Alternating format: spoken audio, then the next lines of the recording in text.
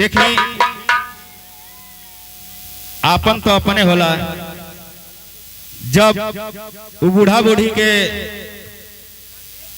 आपन लड़का से भेंट भइल ह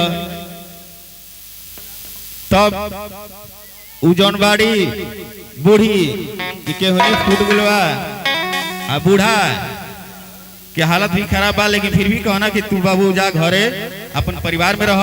लेकिन हंस राज कहना कि ना बाबूजी ना माई तोहरे संगे रखो। आगे चल करके श्रवण कुमार के भी रूप धले बड़न हंसराज। आई आगे दृश्य में देखो।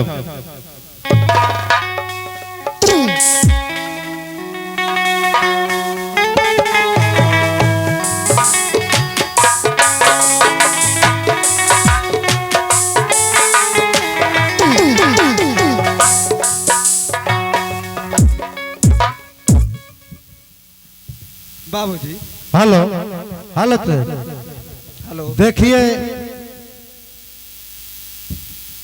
बाबूजी माई जवान हम श्रवण कुमार के बारे में पहले देखनी सुननी, आज तुहार हंसराज बेटा श्रवण कलयुग में बन के दिखावे जा रहा बा। बाबूजी आई एक रे बाबूजी रहुआ बैठी, एक रे माई आप। आज ये पूरा दुनिया के कोनो ऐसा संसार बाकी ना रही बाबूजी जवान हम घुमा के ना दिखाई।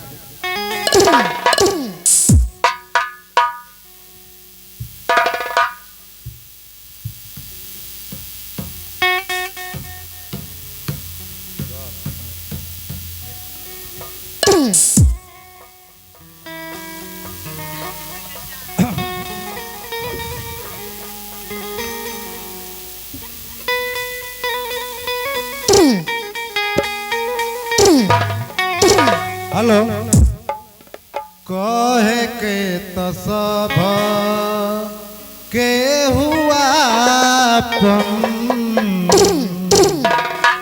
आपन कहावे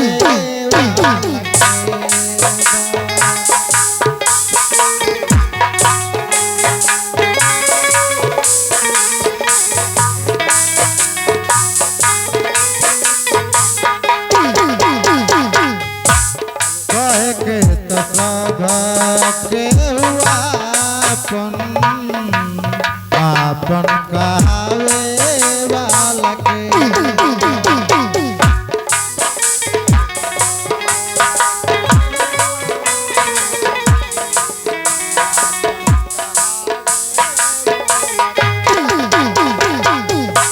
दुखवा में सब के उठाते, दुखवा में सब के उठाते, दुखवा बटावे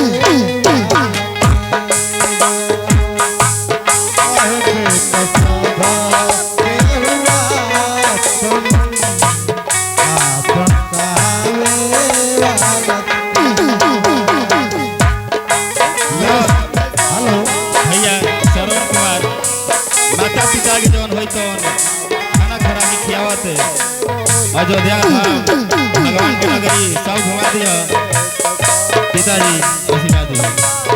बहुत बहुत धन्यवाद राहुल रंजन जी को। ये कल झुका श्रवण यही देखने को हम लोग को मिल रहा है। जो अच्छा कर्म करेगा उसको यही होना पड़ेगा। के करा पकड़े जग में भरोसा, जलर भरल मुस्का के करा पकड़े जग में भरोसा, जलर भरल मुस्का। सपना के दिया आवाज बुझाए, सपना के दिया आवाज बुझाए जोत जलावे कहे के तसभा केहुआ आपन कहाए हमारे रविदास कमेटी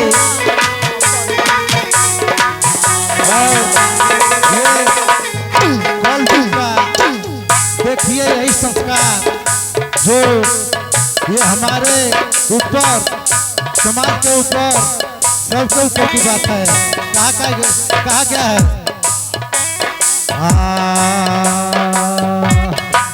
दुखवा में सब के उबाटे सुखवा में सब के उबाटे दुखवा बटावे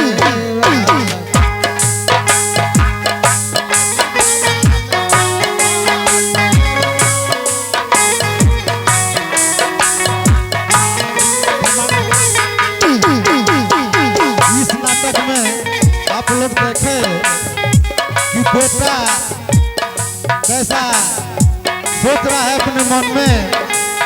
ये बाबा रविदास की उपदेश के अनुसार बेटा सोच रहा है कि मैं कुछ भी हो जाऊं, परिवार मेरा भले चले जाए मर जाए, लेकिन अपनी माता और पिता को कंधे पर उठाकर मैं इन लोगों का दूध का कर्जा चुका दूंगा। आगे क्या है कहे के तसभा केहुआ आपन कहावे वाला के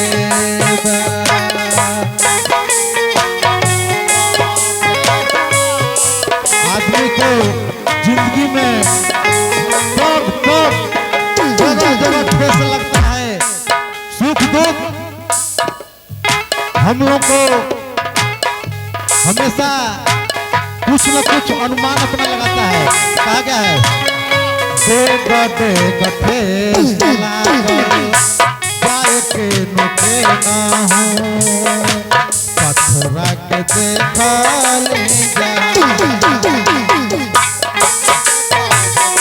ये बूढ़ा बेटी को कितना कष्ट हुआ बेटा पुत्र के रहते हुए भी, लेकिन इन लोगों को कितना मार कितना डंडा बहू होकर मार दी, फिर भी माँ और पिता का जो हृदय होता है बहुत आनंद से विभोर होता है। बेटा पतो कुछ भी करे। कहा गया है